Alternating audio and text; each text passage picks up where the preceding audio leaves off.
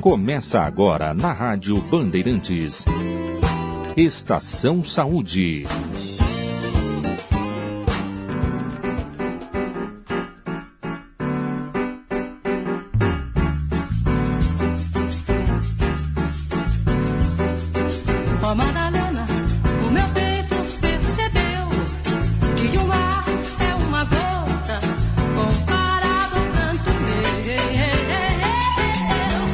Olá, muito bom dia, ouvinte da Rádio Band AM 640, FM 94.9. Eu sou Claudionei Costa e está começando a Estação Saúde deste sábado, 18 de fevereiro de 2017, ao som de Elis Regina.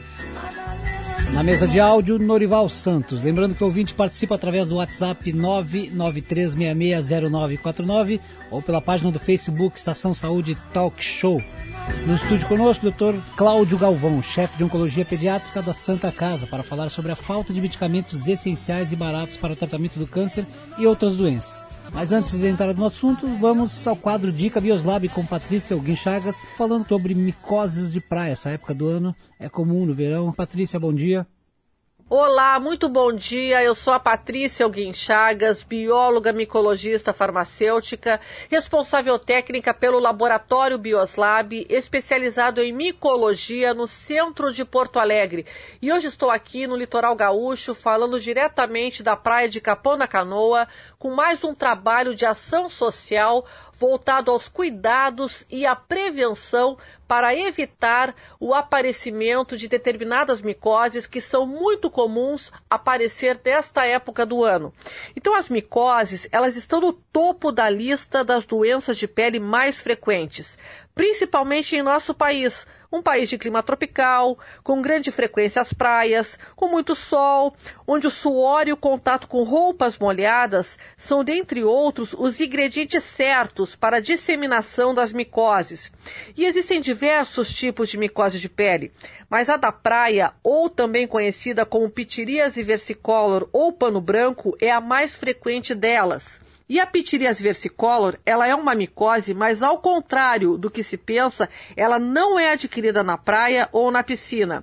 O fungo causador da doença habita a pele de todas as pessoas. Em algumas delas, ele é capaz de se desenvolver, provocando as manchas. E muitas vezes, a doença é percebida poucos dias após a exposição da pele ao sol. Até porque, nas áreas da pele afetada pela micose, a pele não se bronzeia. E com o bronzeamento da pele ao redor, ficam perceptíveis as áreas mais claras, onde está a doença. E a pessoa acha que pegou a micose na praia ou na piscina. Entretanto, o sol apenas mostrou onde estava a micose. Então vem daí a crença de ser uma micose de praia. E as áreas da pele mais oleosas, como a face, o couro cabeludo, o pescoço e a porção superior do tronco, são as áreas mais frequentemente atingidas. E a doença pitiríase versicolor, ela se manifesta formando manchas claras, acastanhadas ou avermelhadas, que se iniciam pequenas e podem se unir formando manchas maiores.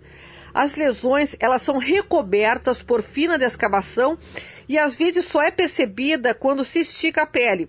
E geralmente a pitiríase versicolor, ela é assintomática, mas alguns pacientes podem apresentar coceira. E a pitiríase versicolor também é uma micose que responde bem ao tratamento. E esse tratamento ele pode ser feito com medicamentos de uso sistêmico, via oral, através de comprimidos, ou medicamentos de uso tópico, local, sabonetes, shampoos, loções, sprays ou cremes, dependendo do grau e comprometimento da pele. Então, devido a ser uma doença causada por um fungo que habita normalmente a pele, é possível a micose voltar a aparecer, no caso, mesmo após o tratamento bem sucedido. Em alguns pacientes, a pitiríase versicolor pode ocorrer de forma recidivante, voltando a aparecer, como havia falado, logo após o tratamento. E estes casos exigem cuidados especiais para a prevenção do retorno da doença, cuja orientação pode ser dada pelo profissional farmacêutico. Eu gostaria de salientar a importância da realização do exame micológico direto, análise microscópica das escamas retiradas da pele. E o exame micológico direto, ele é realizado do raspado da lesão, após a clarificação das escamas, através da adição do hidróxido de potássio, geralmente numa concentração de 20%, e é permitido, então, a identificação das estruturas típicas do micro-organismo fúngico, que é compatível, então, com a pitiríase versicolor. Lembrando que, do ponto de vista farmacoterapêutico, a pitiríase versicolor, sendo uma infecção superficial, ela deveria ser tratada com medicamentos de uso tópico. Entretanto, alguns pacientes defendem outro ponto de vista. Então, para eles, o tratamento com medicamentos de uso tópico pode trazer muitas desvantagens, como o tempo necessário e a dificuldade na aplicação do medicamento em grandes áreas afetadas, especialmente na região do tronco. Mas, se necessário, pode-se fazer o uso dos medicamentos de uso sistêmico, medicamento oral através de comprimidos. Essa é a dica de hoje do Laboratório Bioslab. Eu sou a Patrícia Guinchagas, profissional bióloga, farmacêutica, micologista, responsável técnica pelo Laboratório Bioslab, especializado em micologia no centro de Porto Alegre. E hoje falando aqui de Capão da Canoa, com mais um trabalho de ação social voltado aos cuidados e à prevenção para justamente evitar o aparecimento de determinadas micoses que são muito comuns nesta época do ano, no verão, e principalmente aqui na praia. Então estamos com esse trabalho de orientação para os veranistas. Até o próximo sábado, com mais um quadro Dica Bioslab. Desejo a todos um excelente final de semana e um grande abraço a todos vocês que acompanharam mais uma programação. Este foi então o quadro Dica Bioslab com Patrícia Guinchagas, que está no litoral fazendo ações preventivas sobre micoses. Como anunciamos no início do programa, a pauta de hoje vem falando de medicamento, a falta de medicamentos essenciais e baratos para o tratamento de câncer e outras doenças graves. No estúdio conosco, como eu já disse, Dr. Cláudio Galvão, chefe da Oncologia Pediátrica da Santa Casa. Bom dia, Dr. Cláudio, prazer tê-lo novamente no programa. Bom dia, muito obrigado pelo convite e por estar tendo a oportunidade de falar desse assunto tão importante e grave. Eu faço a colocação para o Dr. Cláudio, que é a seguinte: medicamentos essenciais que estão em falta no mercado, como substituir esse medicamento? Então, o que acontece? Eu posso contar um pouquinho até da história de um tipo de doença que é a leucemia linfóide aguda da infância. É uma doença hoje que é o câncer mais comum da infância e o índice de cura aí está beirando os 85%. Então, com esse índice de cura, a gente usa remédios que já são bem tradicionais no mercado. Um deles chama-se L-asparaginase, é um medicamento com mais de 50 anos. E nós estamos no Brasil numa situação que se arrasta por vários anos de interrupção do fornecimento desse medicamento. Por quê? Ele é extremamente barato, o interesse comercial que existe por ele diminui. Então, o que está acontecendo agora? Há algum tempo já o Ministério está importando a asparaginase, é uma droga que está sem registro nacional, mas está sendo importada de um laboratório alemão, e agora a gente ouve aí que há um risco de se importar esse medicamento da China, de um lugar no laboratório que não tem feito nem teste nem em humano. Então isso é um risco enorme à nossa saúde. Como é que a gente substitui isso? Quer dizer, isso é um risco a todo e qualquer brasileiro que tiver e que precisar dessa medicação. Então, assim, essas medicações antigas, elas não têm como substituir. As novas, elas complementam. Elas não saíram do tratamento do câncer, elas não vão sair. Então, a falta delas é uma tragédia para o tratamento de pacientes que vão precisar desses remédios. Então, nós temos essa situação que é extremamente grave. Então, nós já agimos, eu já participei de várias reportagens em televisão, em jornal, revista, até em rede nacional, falando desse problema que está voltando à tona. Então, agora a gente teve uma denúncia, né, de que aparentemente o Ministério vai comprar uma asparaginase de um fornecedor que não é conhecido, que não tem registro, e isso vai começar a ser usado nas nossas crianças. Paralelamente, já existe esse laboratório que importa e existe um outro que está registrando uma asparaginase, uma versão nova, quer dizer, nova sim, ela já tem 20 anos no exterior, mas não era comercializada no Brasil. Uma versão nova dessa droga, que é um pouco mais confortável, que já tem teste, só que assim, ela não entra, assim, está há meses já na Anvisa e não tem nenhum tipo, a gente não consegue nenhum tipo de priorização. Então isso é extremamente grave. Afora essa droga, existe um medicamento chamado Melphalan, essencial para transplante de medula óssea, que a gente ficou em falta. Então agora nós conseguimos importar um pouco e agora está voltando, mas parcialmente, o fornecimento.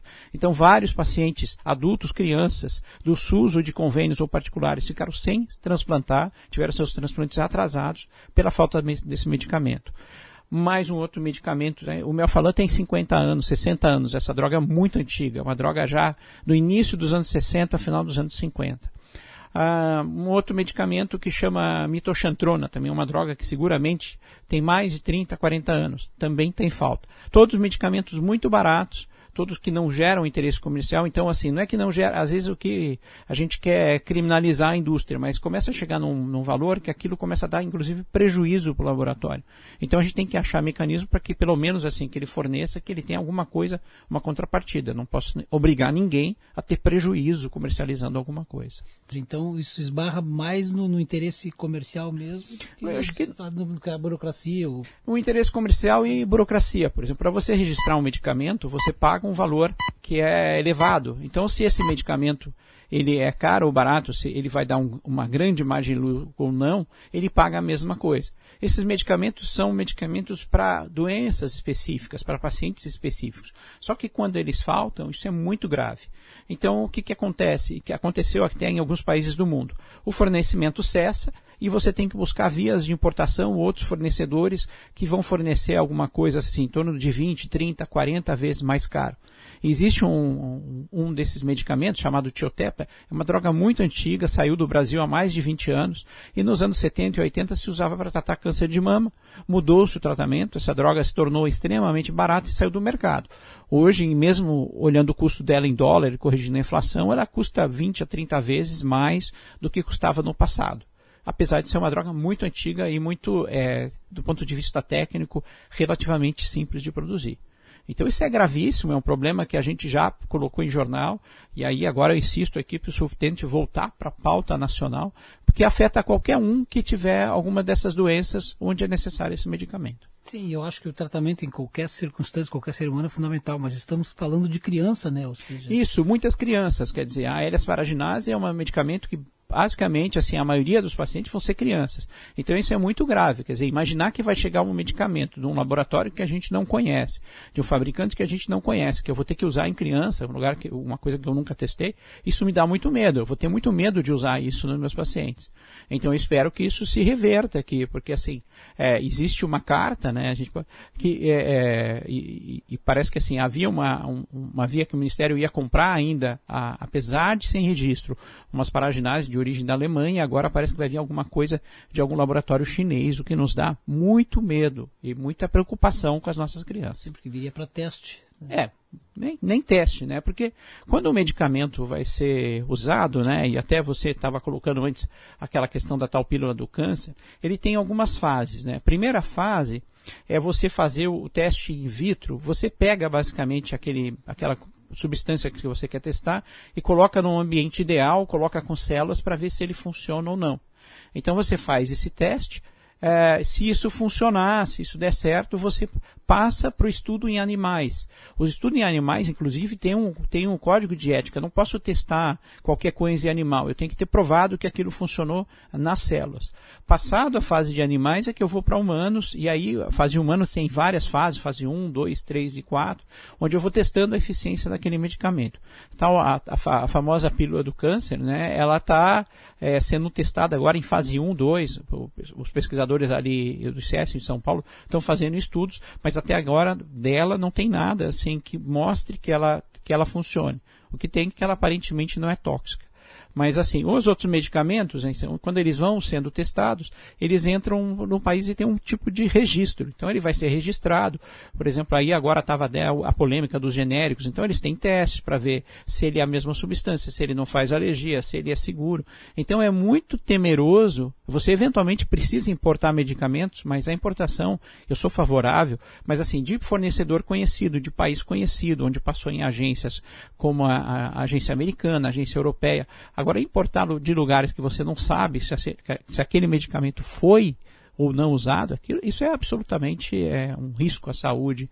Como a compra de qualquer produto que não se sabe a procedência, só que é lógico aí é mais grave porque estamos tratando de saúde, né? Tratando de saúde e principalmente de criança e de uma doença que tem um índice de cura altíssimo. Então nós já tivemos problemas com essa medicação, que ela vem sendo importada, com alguns lotes que davam mais alergia ou que davam mais complicações. Então a gente não sabe o que esperar. Isso dá muito medo. E essa situação se arrasta, ela não se resolve. Quer dizer, agora tem um laboratório tentando assim, registrar a substância no Brasil, etc. E o que eu acho que devia dar prioridade para ter alguma coisa legalizada, que eu possa fiscalizar, que está aqui dentro. Mas assim, a velocidade disso absolutamente não muda. Isso não é uma questão do partido A ou do partido B, né? Isso vem se arrastando há mais de 6, 7 anos em vários governos. Com relação à falta de medicamentos fundamentais e essenciais, o genérico, então, o risco do medicamento falso. Eu acho que assim, existe um outro assunto que é aquela questão assim, do quanto a Anvisa tem que fiscalizar e tem que olhar o que está sendo comercializado. Então, assim, eu acho que assim, a lei do genérico é um avanço e ter genérico é uma coisa fantástica para o sistema de saúde. Eu acho que a gente tem que ter genérico, tem que avançar, o que tem que aperfeiçoar a fiscalização.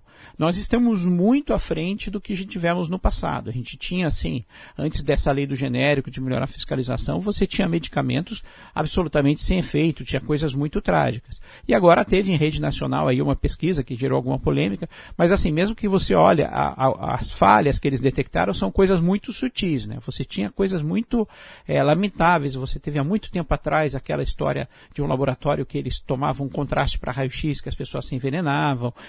Você tinha medicamentos assim que dizia que tinha 500 miligramas, tinha 50 miligramas.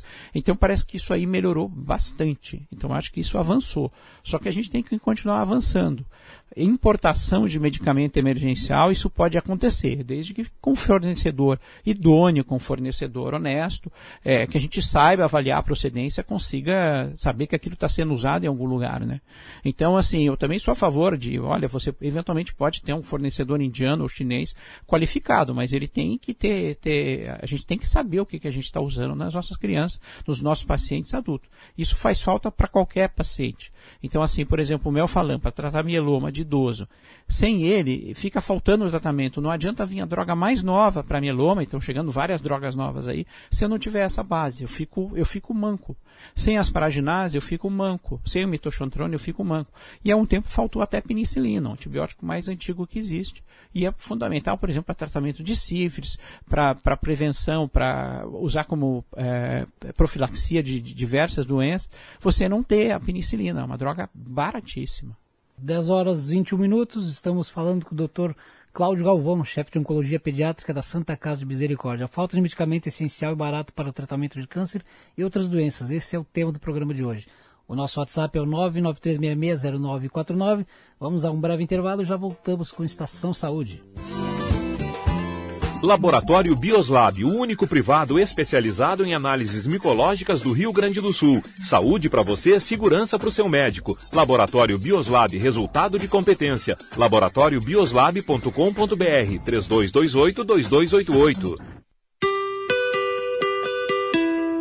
Se o mundo é plural, por que as propagandas deveriam ser iguais? Muito mais que uma agência de propaganda, queremos ser sua parceira de negócios, encontrando soluções adequadas para o momento da sua empresa.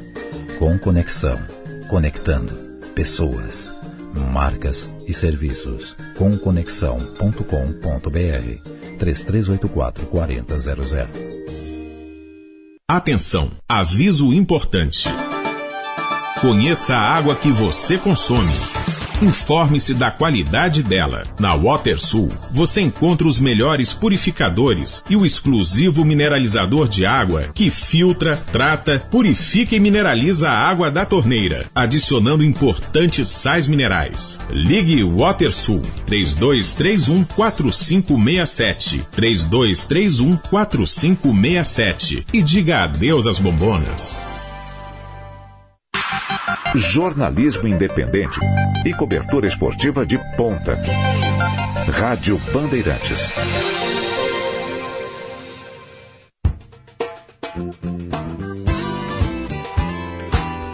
Você está ouvindo na Bandeirantes Estação Saúde.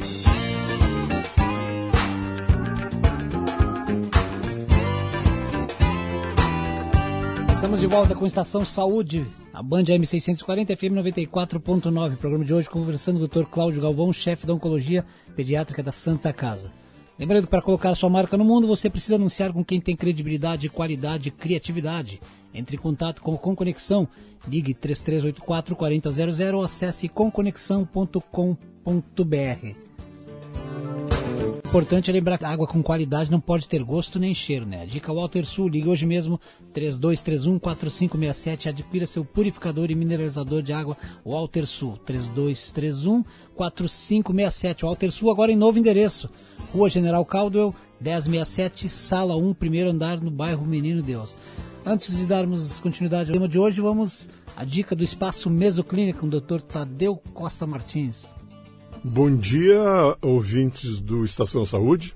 Vou falar numa outra pausa hormonal, que é a andropausa. A andropausa se discutiu se existia ou não existia até bem pouco tempo, até poucos anos, não se falava em andropausa, e que é uma perda hormonal que acontece nos homens. Não de forma abrupta, como acontece nas mulheres. As mulheres é de um dia para o outro. Hoje não está na menopausa, amanhã está na menopausa. Os homens têm um certo declínio ao longo dos anos, e esse declínio continua acontecendo, às vezes levando perda de testosterona até níveis muito baixos que produzem muitos sintomas e muitas consequências. O que um homem na andropausa passa a sentir? Ansiedade, insônia, perda da libido, perda progressiva da ereção. Isto, para os homens, é um fato considerado muito grave, perder a ereção, perder a libido. Mas também perda da saúde. Nós precisamos de testosterona para o nosso cérebro, para os nossos músculos. O coração também é um músculo, nós precisamos de testosterona para o coração. Então, todo o funcionamento do nosso organismo depende dos hormônios. Não só da testosterona, é óbvio, nós precisamos de muitos hormônios, como a vitamina D, nós temos como hormônio do crescimento, mas a testosterona é fundamental, é preponderante, para que se tenha formação de massa muscular, para que se evite esta perda de libido e de ereção. É possível resolver o problema? É possível recompor a quantidade de produção hormonal? Sim, é possível. Nós temos nas farmácias, uma gama de hormônios que deveriam ser testosterona. Mas nós temos lá alguns como propionato de testosterona, nós temos alguns como undecilato de testosterona. Vocês podem ver que é testosterona com algum radical acrescentado. Portanto, alienígena ao nosso organismo. Propionato de testosterona nenhum testículo produziu até hoje. Então, com o advento da engenharia genética, pôde-se produzir um hormônio, que é o hormônio isomolecular, e que é chamado pela indústria farmacêutica de hormônio base. Eu, quando reponho hormônios de algum paciente, eu procuro repor o hormônio base, porque ele é mais parecido. A gente chama ele de isomolecular. Tem toda a combinação de moléculas que tem o hormônio original. E, teoricamente, esse hormônio é mais bem aceito pelo organismo humano. E nós podemos fazer uma continuação através da aplicação de gel transdérmico. Esse hormônio é incorporado, manda-se fazer em farmácia de manipulação, e ele é incorporado num gel transdérmico, é um gel que atravessa a pele, e através da nanotecnologia produz uma liberação gradativa durante todo o dia. Bom, isso vai proporcionar que a gente consiga repor aquilo que a gente tinha perdido. Não é nada de ultrapassar limites. Se o nosso limite hormonal é X, nós vamos repor os hormônios até aquele patamar X. Não é para turbinar, não é para viver mais, não é para rejuvenescer, é para dar qualidade de vida para esse indivíduo. Ele vai, na maioria das vezes, recuperar a libido, recuperar a ereção, porque não tem só esta causa, a ereção pode ter outras causas. E nós vamos minimizar esse paciente que não dormia mais à noite, que não tinha mais vontade de sair de casa, que gostava muito mais de sofá do que de namorar. Então, é muito importante que se reponha os hormônios para ter aquilo que nós chamamos de qualidade de vida na idade madura.